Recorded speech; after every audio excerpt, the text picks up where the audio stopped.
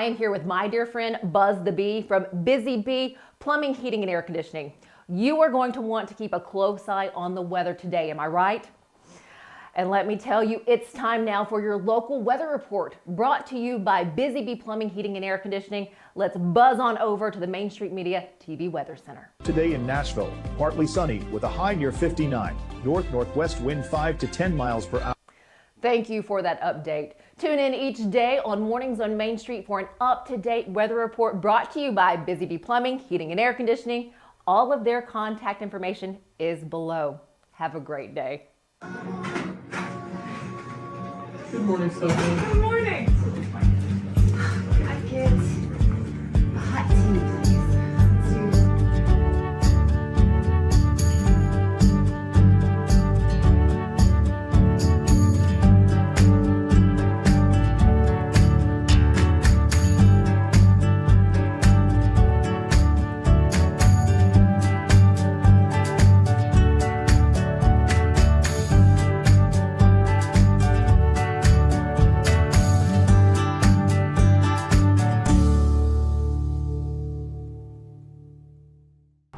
Welcome to Mornings on Main Street. I'm your host, Stefanie Miller. Thanks for joining us. So there's no missing the building that's right behind me. This is the historic RCA Studio B on Music Row. It is known as the birthplace for the Nashville sound. It's also the home of 1,000 hits. You've had artists like Dolly Parton and Elvis Presley record right in there. So it's pretty fitting that the Metropolitan Historical Commission for Nashville Music History, part of the Curb Lecture Series, is happening inside of those walls. Well, today I have the pleasure of introducing you to the man who's giving these lectures right now. He is known as a premier historian of country music. He has so much to share with us, and I had the honor of sitting down with him. It is Don Cusic. We will introduce you to him when we come back. He'll share a little bit of music history, country music history, his connection to musicians, to singers and songwriters, his love for country music, and just what we can learn by attending the last part of this lecture series. So Busy Bee is a very close-knit family.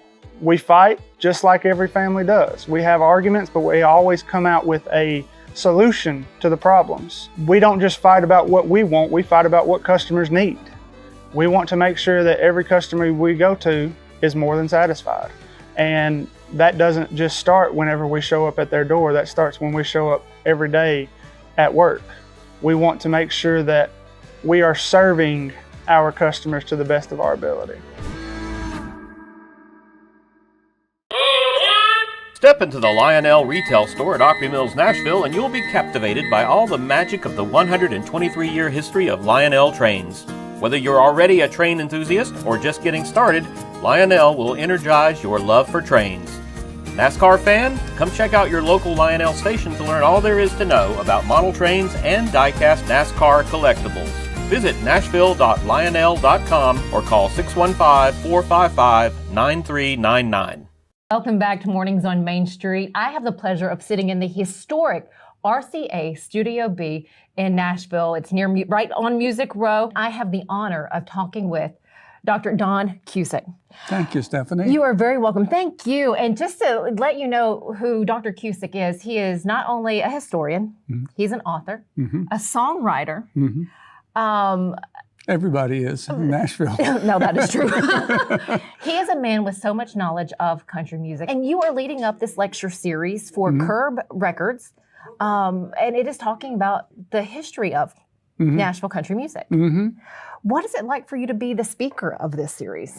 Well, it's a real honor because there's no work involved. It's all fun. It's all fun. And you know, I have to cut myself off because when I start talking, I can go 2.5, 3, 4 hours, you know, with this subject. But it's just, you know, there's a library inside your head, everybody's head. And my library is filled with books on country music and knowledge of country music, and I can't think of a better way to live.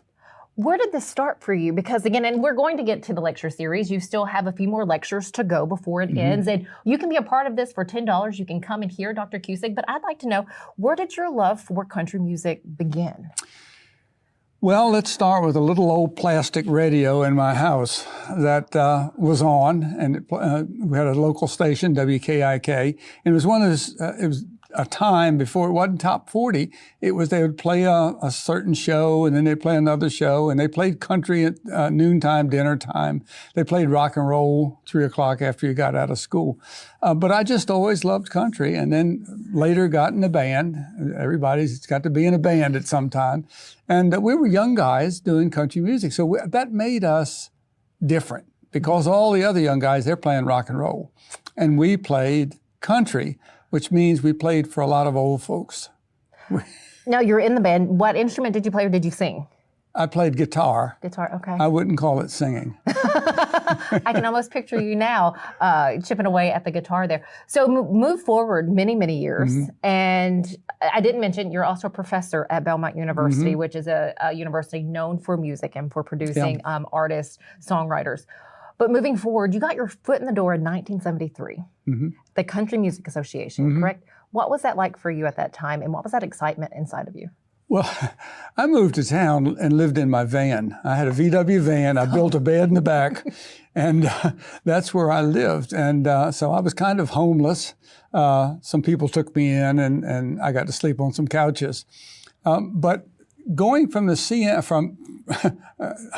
to CMA, all of a sudden, I have access to the top people in the country music industry, the executives. And then I moved from CMA on to Record World, where I'm writing about it. It was a trade magazine. And trade magazines were very important because they were the link between the record company and the consumer, or the retailer, I should say. And so consequently, once again, then I could had access to all of these top artists. And so that's because of a background in journalism and because of a background in writing, that kind of moved along in that direction. Who was that first interview for you that I guess changed you a little bit? Billy Joe Shaver. He was, well, maybe Tom T. Hall. Tom T. Hall played Cookeville, and I was living in Cookeville, working for a newspaper there.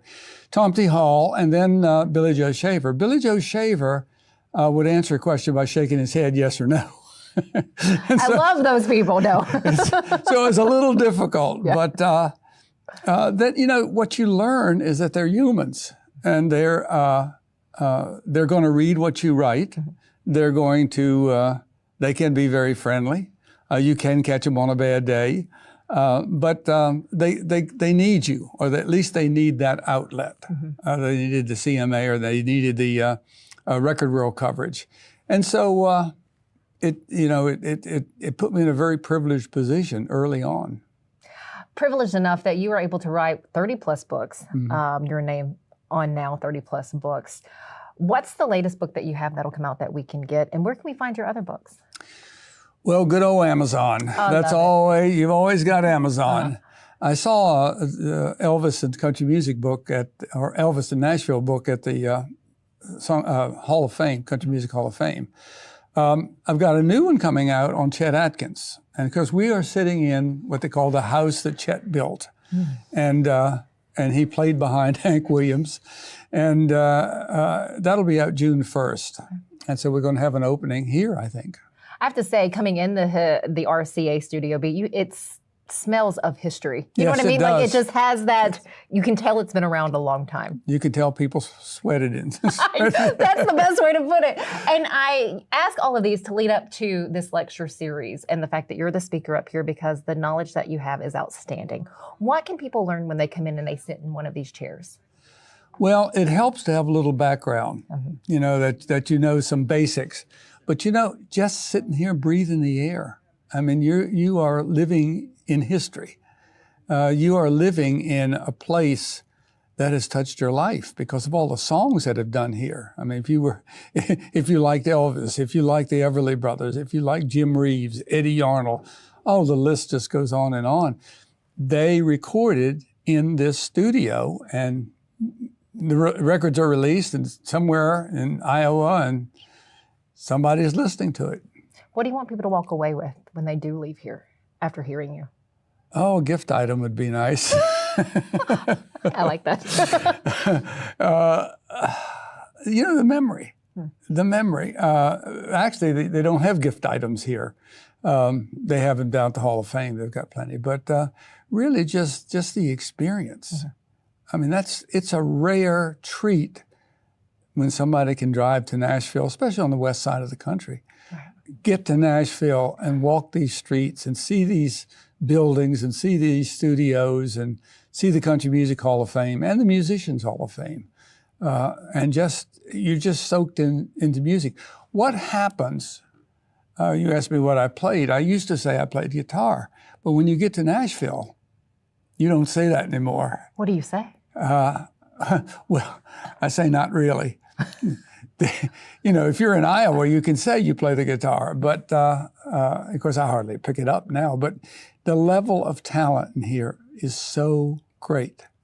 And people, and I had a student one time sitting in my office crying, and she said, you know, where I grew up, I played the guitar. Nobody else played the guitar. I wrote songs. Nobody else wrote songs. And now I get here, and everybody plays the guitar and writes songs. And what she didn't say was that everybody was a whole lot better than she was. And so, you know, this business will teach you lessons. It's a hard realization. Yeah. And I say that coming from the world of media and journalism. You know, only so many people make it. Only so many people, in our case, either get to work at a paper or get to work at a news station. Only so many people make it past Broadway. How do you comfort a student like that? Or how do you share with your students who sit in your classroom to let them know this might be as good as it gets? Well, you can't tell people. You can't tell people nothing, you know? and they have to find it out for themselves, and an audience will tell them. Audience will tell them pretty quickly if they're a performer. And that's what I say, you know, what can I do? I say, get in front of a crowd, get in front of people, and they'll let you know. Now, after they let you know, maybe they let you know some bad news, and some people, you know, fold up their tent and go home, and others, it gives them an impetus. You know, everybody has to have encouragement. Sometimes negative encouragement is you know, a way to light a fire in somebody. As far as the executives, I mean, we've got some good schools around. We got MTSU, we got Belmont. And so if you want to be an executive in the music industry or a worker who's not a musician, you got plenty of opportunities because that's a lot of office skills. And you never know where life's going to take you. And I would say positive or negative, any experience, it's really priceless, especially in the music business, in that industry. For someone who has that talent, how do you help to cultivate that? How do you help to push them forward? Well, listen and words of encouragement. You know, it's a way to give, because it doesn't cost you anything, encouragement, and it's a multiplier factor with somebody else. So that's when you do give them, right after they get to town, there's nothing you can say. You know, they've got to find out for themselves. But after that, you know, because I have classes, teach classes, talk to people, talk to parents, talk to students. And you lay it out, but you also don't say it's impossible because there's been some unlikely successes. And so you don't ever shut the door, but you let them know that sometimes the crack is just a little. What sort of legacy, Dr. Cusic, would you like to leave? Well, I liked what Dolly Parton once said. What do you want people to think of you, say about you 100 years from now? And she said, well, I hope they say she sure looks good for her age. So maybe that's what I'm hoping for, that I sure look good for my age. Is there a book that you would still like to write or someone you'd like to interview and talk with that you haven't yet? I've been real lucky. My three big influences musically have been Hank Williams, Roger Miller, and the Beatles. And I've written books on all of them. A book on Johnny Cash, Chet Atkins. I interviewed Chet Atkins, but I never did a real in-depth interview with him. Thank you so very much. Okay, talking about the series once again. So I am joining you on a night where you're getting ready to talk about Hank Williams. Yes.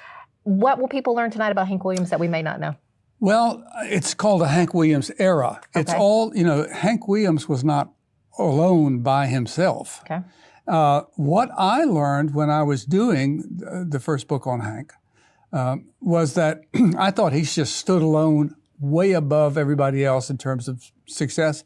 And I learned that Eddie Arnold was the guy who sold the most records, who had the most financial success, but he wasn't self-destructive. And so he died a multimillionaire and had a string of hits. Hank outlived his life. But that whole, what else was going on when Hank Williams was at the height? Who were the other singers? Who were the other players? What were they singing about? Remember, this is coming out of World War II into very early 50s. It's before rock and roll hit. What's coming after Hank Williams Jr.? What will finish out your series? Well, I'm going to do the Nashville Sound because that's an extension of Hank Williams. They're trying to correct the rock and roll for that. I'm going to do Bob Dylan and Johnny Cash because that's a fascinating grouping right there. And I'm going to do the Beatles in country music because the Beatles have a lot of country music in them. They didn't realize it at that. Ringo did. Ringo was always a big country fan. But if you listen to some of their songs, it's heavily influenced. When they first auditioned in Manchester for this kind of talent show for the BBC, the guy wrote that, the audition wrote, not so rock and blues, more country western. So they picked it up early on. I'm going to have to snag my seat for that one for sure. After this series is over, because again, this will wrap up, will you do another one in the future? Will Curb Records have you do another series? Probably, I hope good. so. The thing about the fall, the schedule gets so crowded in the fall. But, kind of take it, to see if who shows up, see if anybody's interested. I've been surprised how many people are interested. Mike Curb is the one who thought I should do it. And I'm thinking, anybody going to show up for this? In class, they don't want to come. So, but I've been surprised. I love that. I love hearing that. Again, the series that will have all that information for you once we come back from break. So do stick around. I'll have where you can go to find the rest of the series. Again, $10 ticket to get your seat in this house into the historic RCA Studio B. Last question for you. Yes. We all like our different genres of music. For those who may not be a country music fan, what are they missing out on? What don't we know or what they might not realize about country music? They're missing the common touch, the average person. A lot of us, we want to be special. We want to be, stand out. And that's good. That's worthy. But, it's what the salt of the earth. How do they think? How do they relate? I think that's what the story of the average guy is the story of country music. So, the average guy. The average guy, yeah. Thank you so very much. Thank you for your time. It has been an honor just talking with you, Dr. Don Cusic. Really, I appreciate this. Well, it's been great sitting here. Oh, thank you so much. Okay, stick with us here at Mornings on Main Street. As I mentioned, when we come back, I'll have all the information that you need to come and be a part of this lecture series. At Delta Dental of Tennessee, we know our success begins and ends with providing superior quality service, and that includes serving those who need it most. This year, we're celebrating 25 years of giving back to the community we call home. Delta Dental, along with our Smile 180 Foundation, supports Tennessee's dental colleges and oral health education, children's hospitals, free and reduced cost dental clinics, and other like-minded charities. Here's to the next 25 plus years of ensuring healthy smiles.